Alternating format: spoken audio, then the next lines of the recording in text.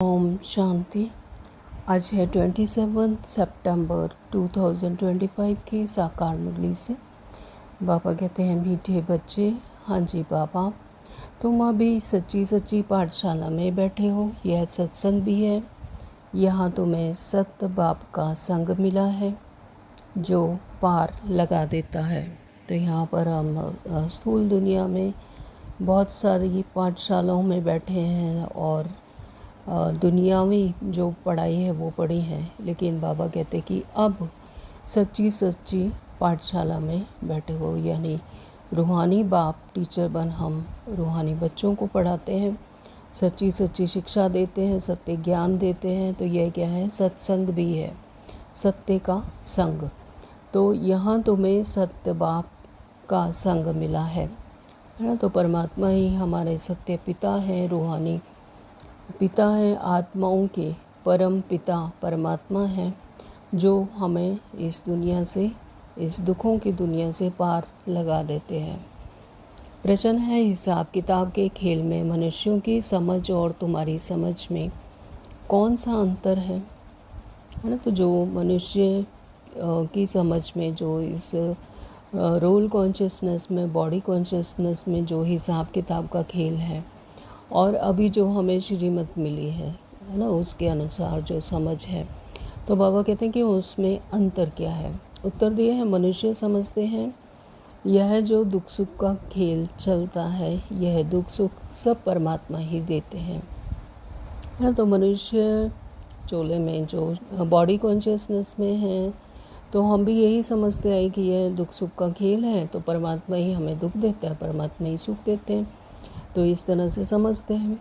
और तुम बच्चे समझते हो कि यह हर एक के कर्मों के हिसाब का खेल है। बाप किसी को दुख नहीं देते, वह तो आते ही हैं सुख का रास्ता बताने। बाबा कहते हैं, बच्चे, मैंने किसी को भी दुखी नहीं किया है, यह तो तुम्हारे ही कर्मों का फल है। तो अब हमें यह पता चला है कि परमात्मा ने जब हमें श्रीमत दी, हमारे सत्य स्वरूप का ज्ञान करवाया, तब हमें पता चला कि ये जो सुख दुख का खेल है, ये अपने कर्मों अनुसार ही मिलता है। इस बॉडी कॉन्शियसनेस में जो हम कर्मों को मैं और मेरा लगा देते हैं, उसके अनुसार ही ये कर्मों का हिसाब किताब चलता है ना। तो परमात्मा तो क्या है? पिता है, और पिता अपने बच्चों को, अपने संतान को कभी भी दुख नहीं देता, सुख ही देते हैं। तो इसी तरह से परम पिता परमात्मा कभी दुख नहीं देते, सिर्फ सुख का रास्ता, इस संगम युग पर हमें सुख का रास्ता बताते हैं, श्रीमत देते हैं, श्रीमत अनुसार सुख की दुनिया में ले जाते हैं, है ना। तो वह कभी दुख नहीं देते। बाबा कहते हैं कि मैंने तो किसी को कभी दुखी नहीं किया है, यह तो तुम्हारे ही कर्मों का फल है, क्योंकि तुम अपने सत्य स्वरूप को भूल गए। जो रोल तुम्हें निभाने के लिए मिला था, तुम उसे ही अपना समझने लगे, अपने आप को वही समझने लगे, उसी बॉडी कॉन्शियसनेस में पहुंच गए, उसी में फंस गए। तो इस वजह से तुम अपने कर्मों का फल, मैं और मेरा, कर्मों को मैं और मेरा कहा, तो फिर उसका हिसाब किताब के भी अधिकारी बन गए, है ना। तो दुख तुमने खुद उठाए, कर्मों विकर्म करके दुख देह भान में जो विकर्म किए और अपने सत्य स्वरूप को, अपने मूल गुणों को भूल गए, तो उसकी वजह से जो तुमने कर्म किए, विकर्म किए, तो उसकी वजह से तुमने खुद ही दुखी हुए, है ना। परमात्मा कभी किसी को दुख नहीं देते। तो बाबा कहते मैंने तो किसी को भी कोई दुखी नहीं किया। जो देह भान में आकर विकर्म किए और उससे मैं मेरा लगाया, तो उसमें तो परमात्मा भी इंटरफियर नहीं कर सकते। वो सिर्फ रास्ता बताते हैं सद्गति का और सुख का रास्ता बता सकते हैं, लेकिन उसमें इंटरफियर नहीं कर सकते। हिसाब किताब का खेल तुमने खुद ही खेला। गीत दिया है बाबा ने, इस पाप की दुनिया से। ओम शांति। ओम शांति बाबा। मीठे मीठे रूहानी बच्चों ने गीत सुना। किसको पुकारते हैं? बाप को। तो बाबा आकर ही इस पाप की कलयुगी दुनिया से सतयुगी पुण्य की दुनिया में ले चलो। तो हमने ही 63 जन्मों से परमात्मा को पुकारा, कलयुगी दुनिया से हमें सतयुगी पुण्य दुनिया में ले चलो, हमें दुखों से लिबरेट करो, इस पाप की दुनिया से ले चलो, है ना। तो बाबा कहते तो फिर अभी जीवात्माएं सब कलयुगी हैं, उन्हों की बुद्धि ऊपर जाती है, बाप कहते हैं मैं जो हूँ जैसा हूँ ऐसा कोई नहीं जानते हैं। ऋषि मुनि आदि भी कहते हैं हम रचयिता मालिक अर्थात बेहद के बाप और उनकी बेहद की रचना के आदि मध्य अंत को नहीं जानते हैं। तो जो ऋषि मुनि जिन्होंने इतनी तपस्या की, गृहस्थ व्यवहार छोड़ दिया और इतना अपने आप को कष्ट देकर हठ योग कर कर कठिन से कठिन तपस्या करके परमात्मा की खोज की, तो उन्होंने भी यही कहा कि हम रचयिता मालिक और बेहद के बाप और उनकी बेहद की रचना के आदि मध्य अंत को नहीं जानते। तो जब तक परमपिता परमात्मा हमें आकर यह ज्ञान श्रीमत नहीं देते तब तक हम आदि मध्य अंत के ज्ञान को नहीं जान पाते।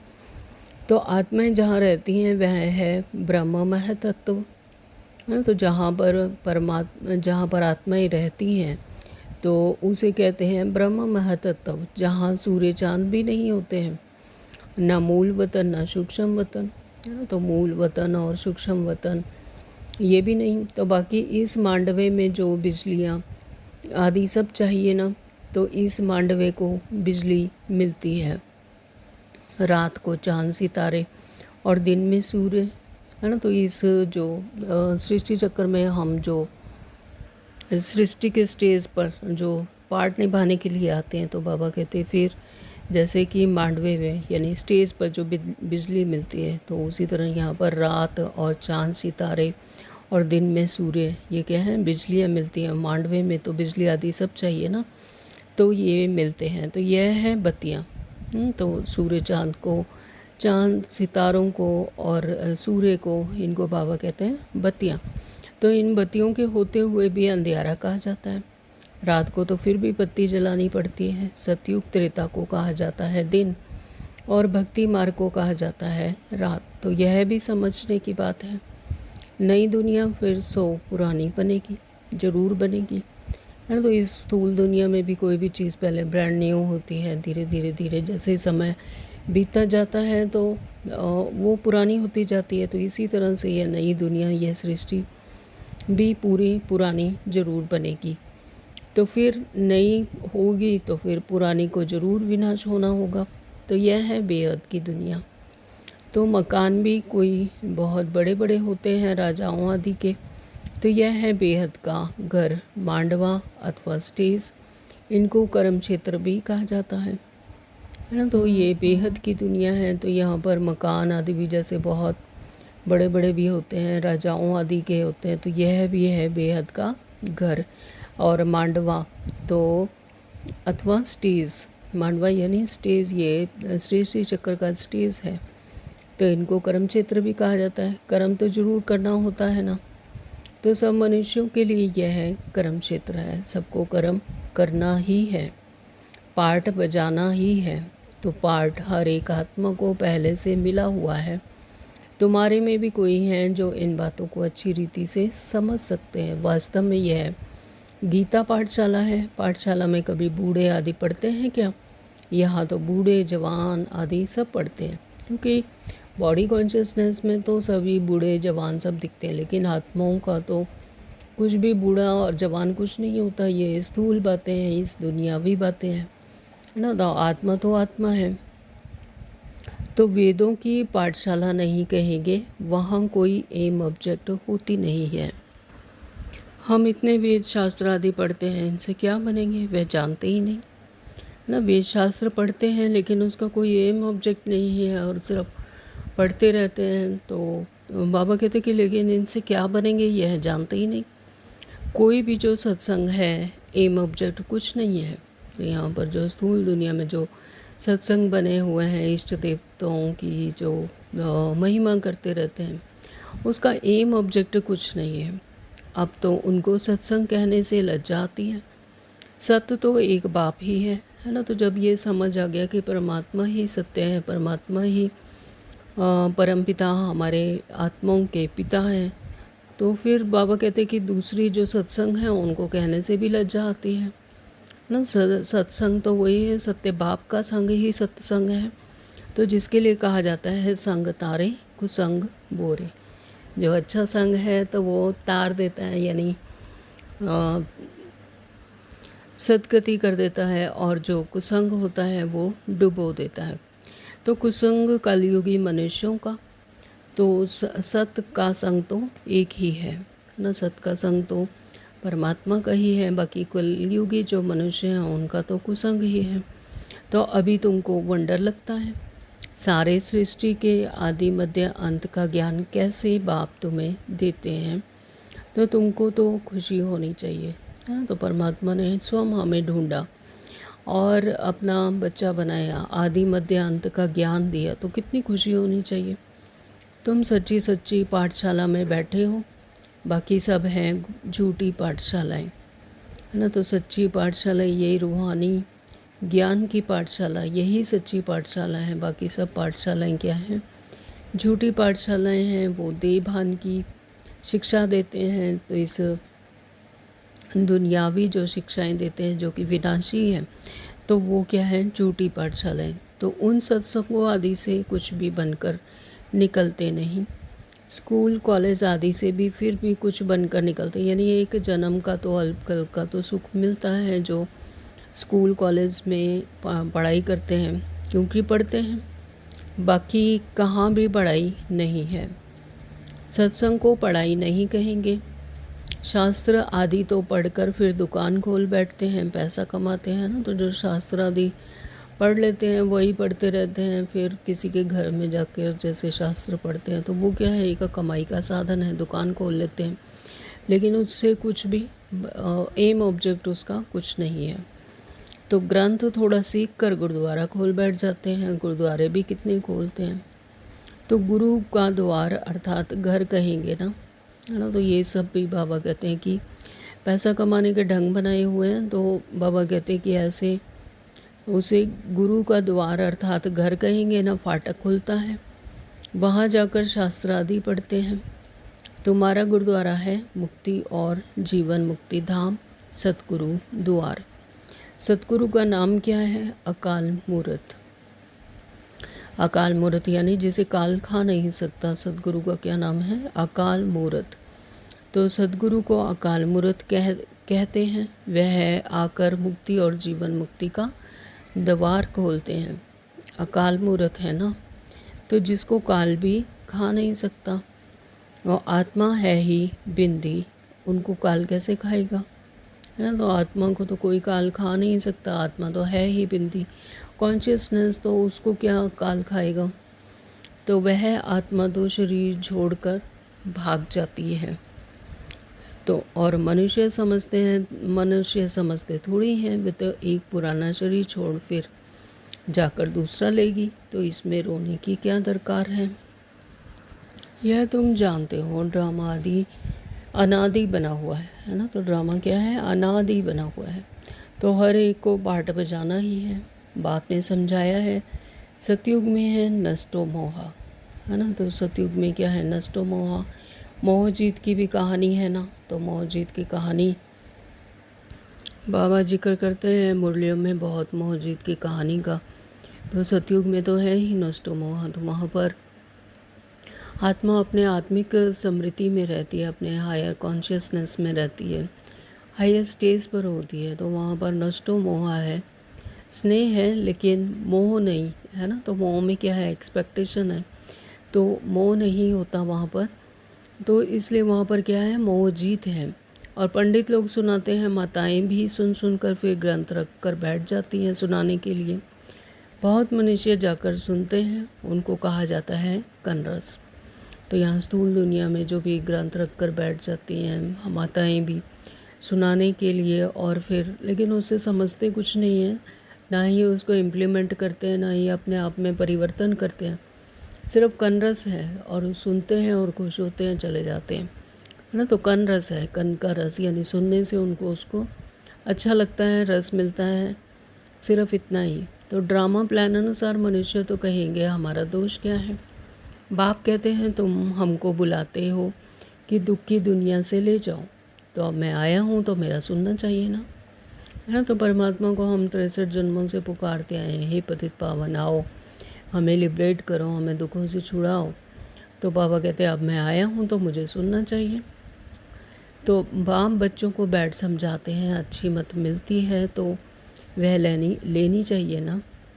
तो बाप बच्चों को बैठकर समझाते हैं कि अभी श्रीमत में देने आता हूँ, अच्छी मत मिलती है तो वह लेनी चाहिए ना। तो यह पूरे कल्प में फिर नहीं होगा, इसी समय पर संगम योग पर परमात्मा आकर इसी समय पर देते हैं, तो इसका फ़ायदा उठाना चाहिए। इसका एक एक सेकंड को, एक एक क्षण को, पल को सफल करना चाहिए, श्रीमत धारण करना चाहिए।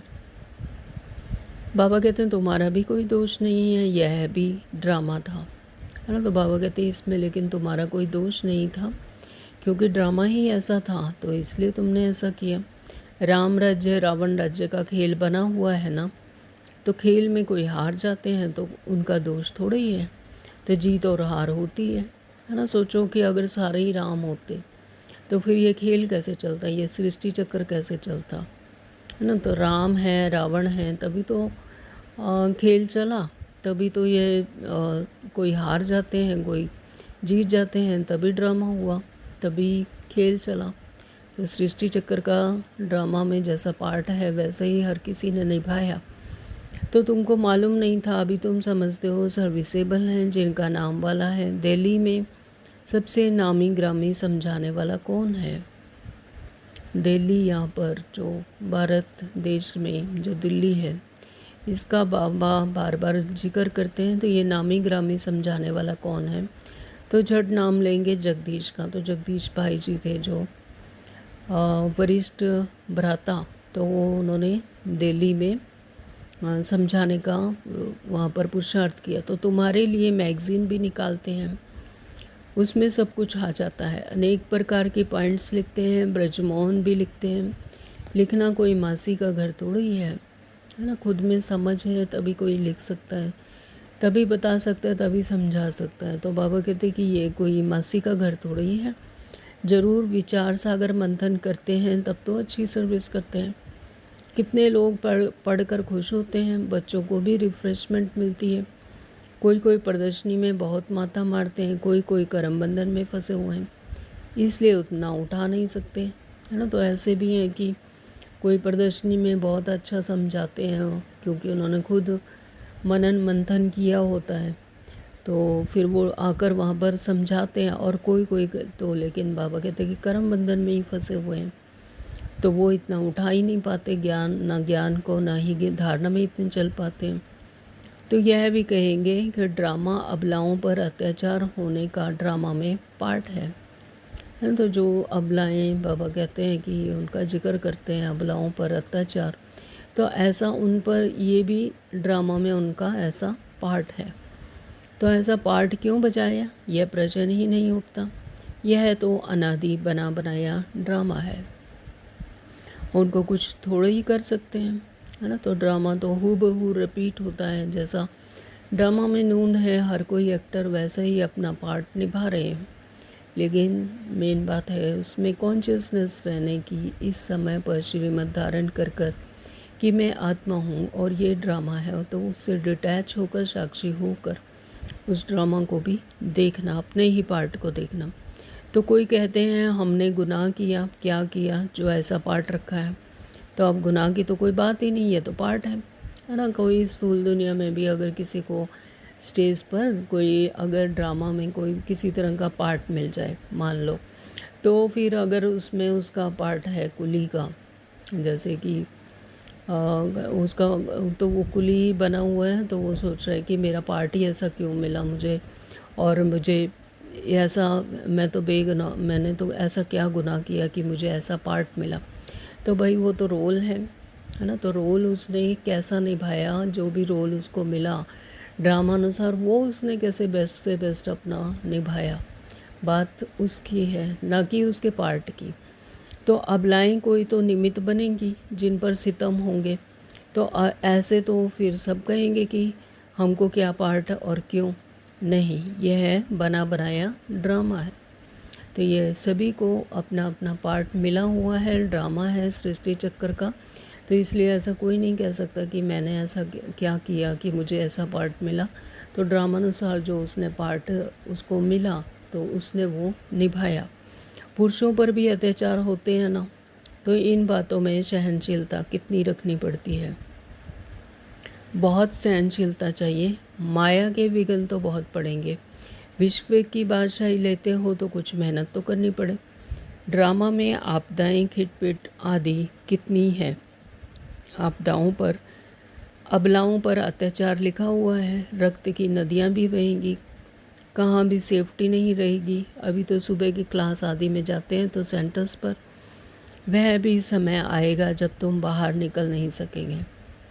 तो बाबा भी कह रहे हैं कि तमो प्रधानता इतनी बढ़ती जाएगी कि अभी जो सुबह सुबह क्लास में जाते हैं तो बाबा कहते कि ऐसा भी टाइम आएगा कि जिसमें तुम बाहर भी नहीं निकल सकेंगे। दिन प्रतिदिन ज़माना बिगड़ता जाता है और बिगड़ना है, क्योंकि तमो प्रधानता है तो ये बढ़ता ही जाएगा। क्योंकि ड्रामा के जब अंतिम टाइम आएगा तो अति से अति भी जाएगा, तो दुख के दिन बहुत ज़ोर से आएंगे। बीमारी आदि में दुख होता है ना, तो फिर भगवान को याद करते हैं, पुकारते हैं।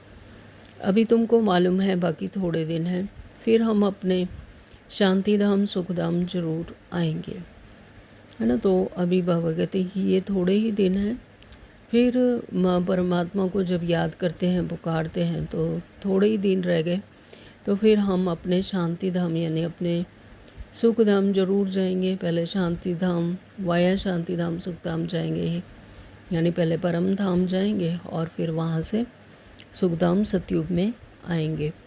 तो दुनिया को तो यह है अभी भी पता नहीं है। अभी तुम बच्चे फील करते हो ना, अभी बाप को पूरी रीति जान गए हैं, तो वह तो समझते हैं परमात्मा लिंग है। शिवलिंग की भी पूजा करते हैं। तुम शिव के मंदिर में जाते थे, कभी यह ख्याल किया कि यह शिवलिंग क्या चीज़ है? जरूर यह जड़ है तो चैतन्य भी होगा, है ना। तो शिवलिंग की पूजा कब से करते हैं, और शिव के मंदिर में जाकर शिवलिंग की कितनी उस पर दूध चढ़ाते हैं और क्या क्या चढ़ाते हैं, जो भी करते हैं।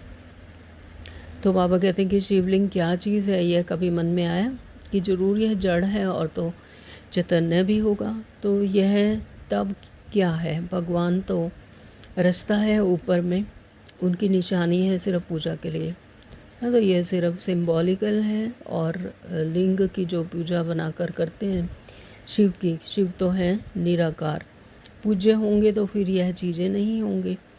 तो शिव काशी के मंदिर में जाते हैं, किसी को पता थोड़ी है कि भगवान निराकार है। हम भी उनके बच्चे हैं, बाप के बच्चे होकर फिर हम दुखी क्यों हैं, है ना। तो ये कभी ख्याल आया कि हम उस परमात्मा के जो सबका सुखदाता दुख हरता है, सुख करता दुख हरता है, तो हम उन्हीं के बच्चे हैं, तो हम फिर दुखी क्यों हैं? तो विचार करने की बात है ना।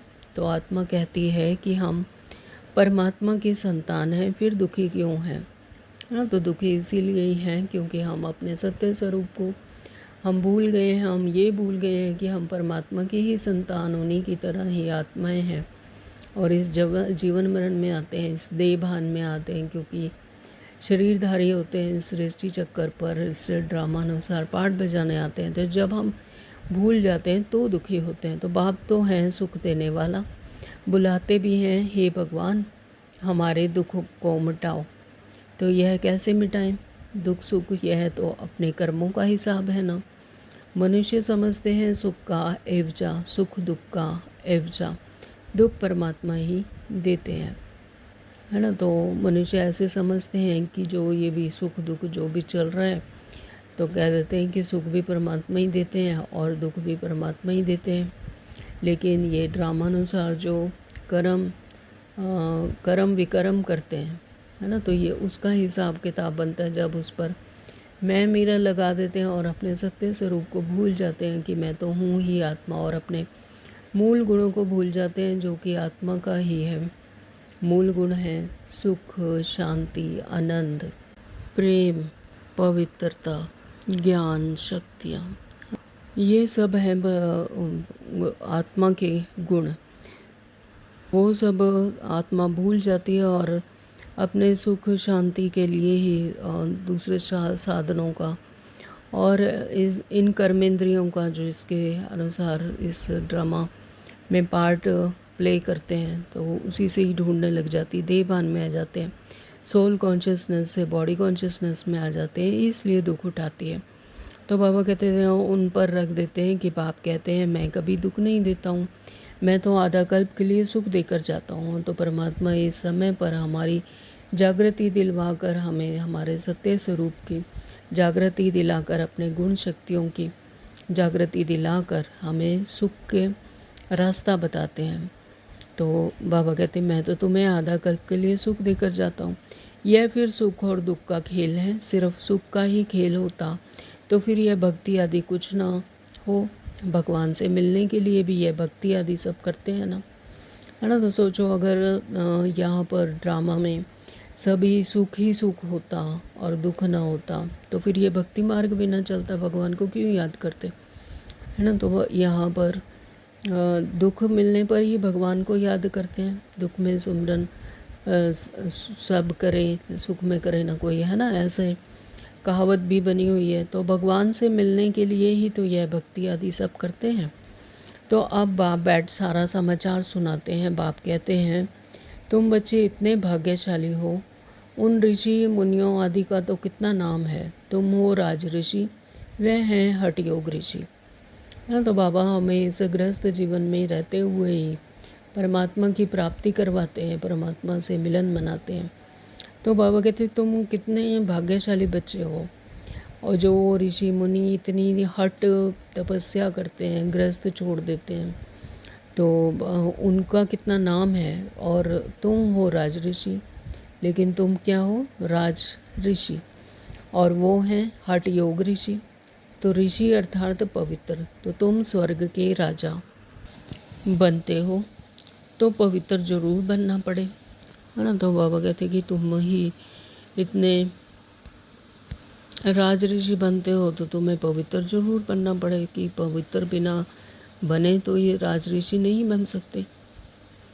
सतयुग त्रेता में जिन उनका ही फिर होगा, सतयुग त्रेता में जिनका राज्य था फिर उनका ही फिर से होगा, यानी कल्प कल्प वैसे ही रिपीट होता है हूबहू ड्रामा। तो बाकी सब पीछे आएंगे। तुम अभी कहते हो हम श्रीमत पर अपना राज्य स्थापन कर रहे हैं, पुरानी दुनिया का विनाश होने में समय तो लगेगा ना। तो सतयुग आना है, कलयुग जाना है ना। तो कलयुग जाएगा तभी तो सतयुग आएगा। तो सतयुग जाना है और सतयुग आना है और कलयुग जाना है। तो बाबा कहते हैं कि पुरानी दुनिया का विनाश होने में भी तो समय लगेगा, तो यही आत्माएं तो वहाँ जाएंगी, तो यही जब संपूर्ण बनेंगी, संपन्न बनेंगी, अपने आत्मिक समृद्धि में श्रेष्ठ बनेंगी, यानी अपने हाईएस्ट स्टेज पर पहुँचेंगी, तभी तो सतयुग आएगा। तो कितनी बड़ी दुनिया है, एक एक शहर मनुष्यों से कितना भरा हुआ है। धनवान आदमी दुनिया का चक्कर लगाते हैं, परंतु यहाँ सारी दुनिया को कोई देख ना सके। हाँ, सतयुग में देख सकते हैं, क्योंकि सतयुग में है ही एक राज्य, इतने थोड़े राजाएं होंगे। यहाँ तो देखो कितनी बड़ी दुनिया है ना। तो यहाँ पर बाबा कहते चाहे कोई कितना भी धनवान है, लेकिन पूरी दुनिया का तो नहीं देख सकता है ना। तो लेकिन सतयुग में बाबा कहते वहाँ देख सकते हैं, क्योंकि वहाँ होता ही थोड़ा से ही राजाएं होते हैं, थोड़े से ही खंड होते हैं वहाँ पर। और सतयुग इतना बड़ा नहीं होता, राज्य छोटा ही होता है, वहाँ पर इतने राजाएं होंगे, तो वहाँ तो पूरी दुनिया देख सकते हैं, यानी कितनी भी बड़ी दुनिया है वो उसको देख सकते हैं। इतनी बड़ी दुनिया का चक्कर कौन लगाए। वहाँ तुमको समुद्र में जाने का नहीं है, वहाँ सीलोन बर्मा आदि होंगे नहीं, कुछ भी नहीं। तो जो ये आसपास के जो खंड बने हुए हैं, उपखंड बने हुए हैं, तो बाबा कहते ये सब वहाँ पर नहीं होंगे। तो यह कराची नहीं होगी। तुम सब मीठी नदियों के किनारे पर रहते हो, खेती बाड़ी आदि सब होती है, सृष्टि तो बड़ी है, मनुष्य बहुत थोड़े रहते हैं, फिर पीछे वृद्धि होती है ना। तो पहले पहले तो थोड़े से ही खंड में सतयुग स्थापन होता है, और फिर धीरे धीरे वृद्धि को पाते जाते हैं। तो फिर वहाँ जाकर अपना राज्य स्थापन किया, धीरे धीरे हप करते गए, अपना राज्य स्थापन कर दिया। अभी तो सबको छोड़ना पड़ता है। एक भारत ही है जिसने किसी का भी राज्य छीना नहीं है, क्योंकि भारत असल में अहिंसक है ना, है ना। तो ये भारत की क्वालिटी है कि भारत अहिंसक है। बाबा कहते हैं कि उन्होंने किसी का भी राज्य कभी छीना नहीं है, क्योंकि वो असल में है ही अहिंसक। तो भारत ही सारी दुनिया का मालिक था। सब पीछे आए हैं और जो टुकड़े टुकड़े लेते गए हैं। तुमने कोई को हप नहीं किया है, अंग्रेज़ों ने हप कर लिया है, तो तुम भारतवासियों को तो बाप विश्व का मालिक बनाते हैं। तुम कहाँ गए, थोड़े ही हो। तुम बच्चों की बुद्धि में यह सारी बातें हैं। बूढ़ी माताएं तो इतना सब कुछ समझ ना सके। बाप कहते हैं अच्छा है जो तुम कुछ पढ़ी नहीं हो, पढ़ा हुआ सब बुद्धि से निकालना पड़ता है ना। तो यहाँ पर तो जो इस स्थूल दुनिया की पढ़ाई है वो सब कुछ भूलनी है। तो बाबा कहते हैं जो कुछ पढ़ा हुआ है वो सब बुद्धि से निकालना पड़ता है। तो एक बात सिर्फ धारण करनी है कि मीठे बच्चे बाप को याद करो। तो सिर्फ एक ही बात पर अटेंशन देना है कि स्वयं को आत्मा समझ परमात्मा को याद करना है। तो तुम कहते भी थे कि बाबा आप आएंगे तो हम वारी जाएंगे, कुर्बान जाएंगे। 1 मिनट के लिए साइलेंस में जाएंगे और परमात्मा को याद करेंगे।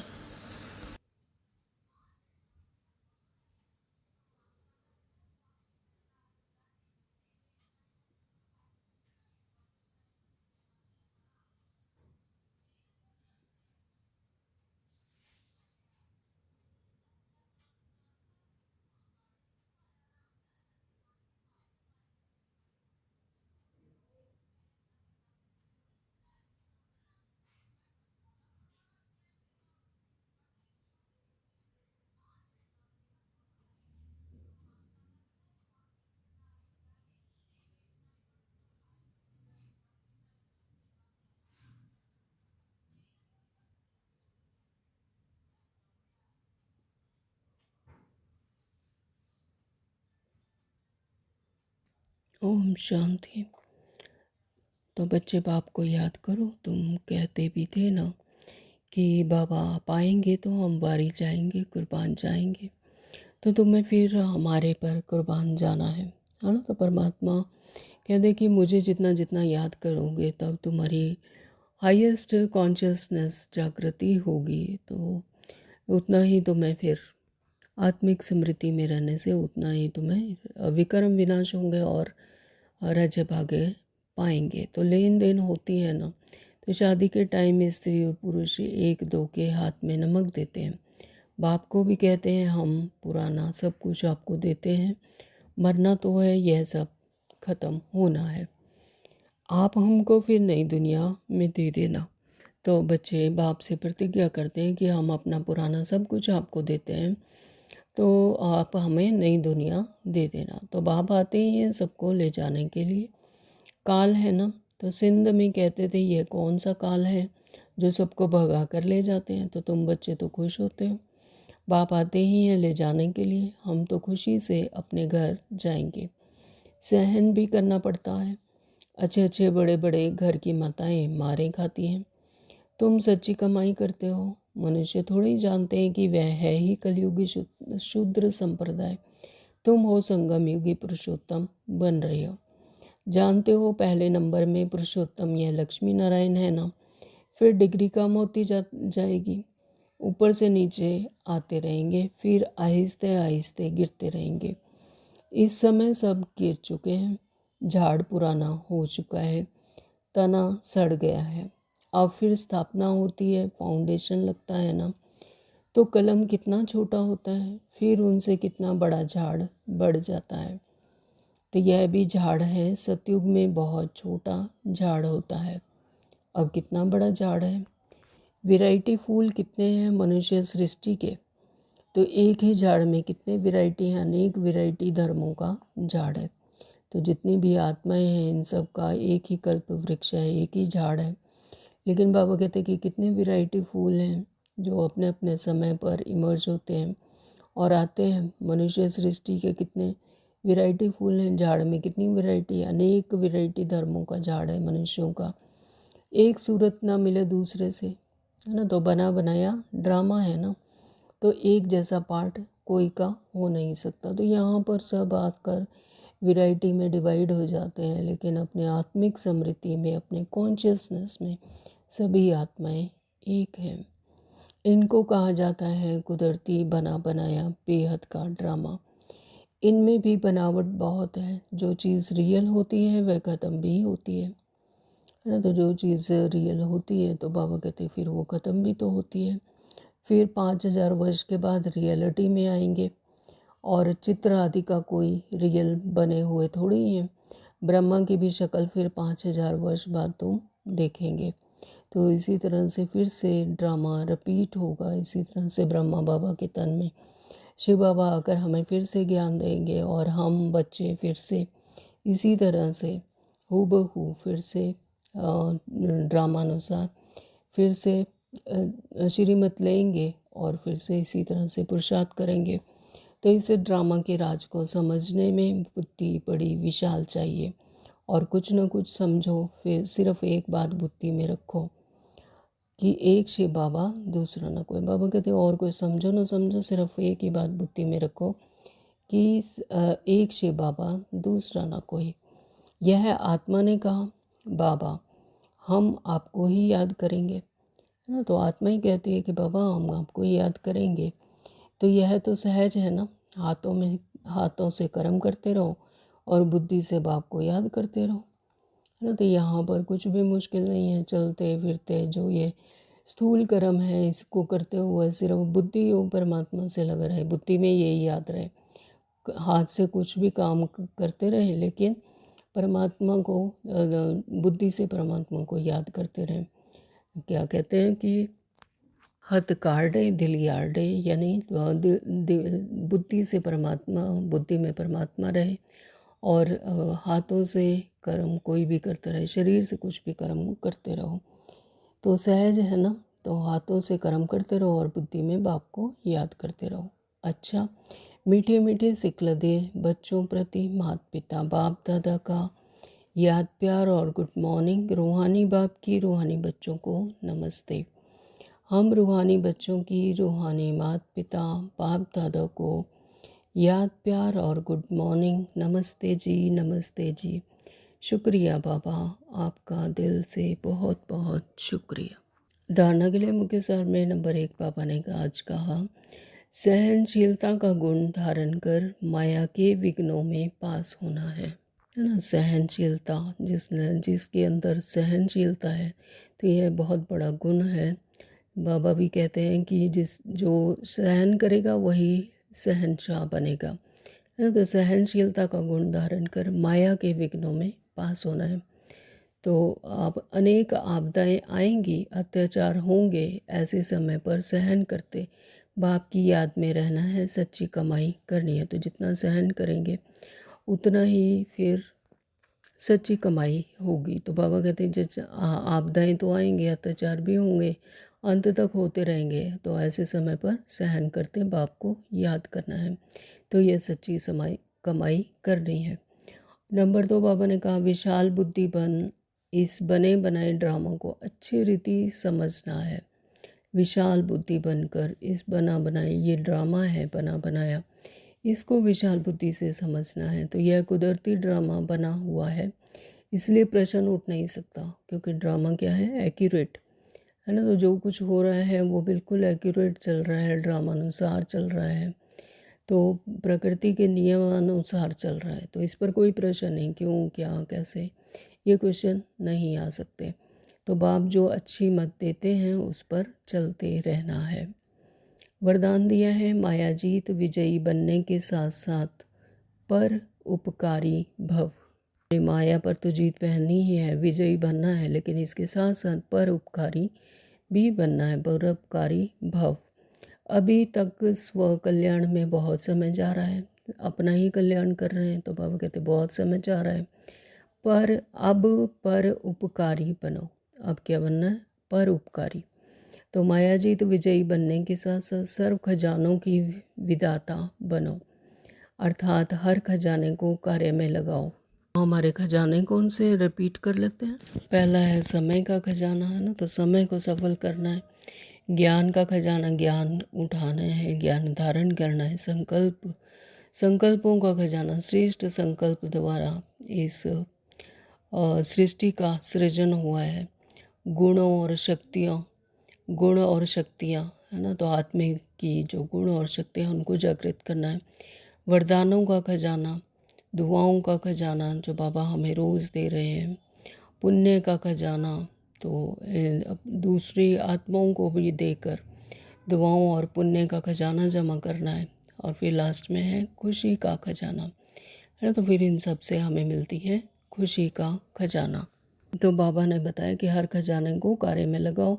खुशी का खजाना, शांति का खजाना, शक्तियों का खजाना, ज्ञान का खजाना, गुणों का खजाना, सहयोग देने का खजाना बांटो और बढ़ाओ, है ना। तो अब जब अभिविदातापन की स्थिति का अनुभव करेंगे अर्थात परोपकारी बनेंगे, तब अनेक जन्म विश्व राज्य अधिकारी बनेंगे। यानी वो क्वालिटीज़ यहाँ ही भर कर जानी है। तो बाबा कहते जब अभिविदातापन की स्थिति का अनुभव करेंगे तब परोपकारी बनेंगे और तब अनेक जन्म के विश्व राज्य अधिकारी बनेंगे। स्लोगन है विश्व कल्याणकारी बनना है तो अपनी सर्व कमजोरियों को सदाकाल के लिए विदाई दो।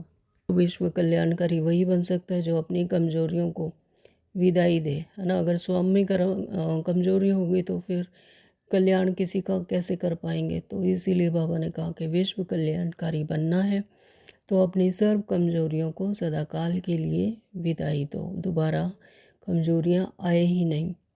ओम शांति।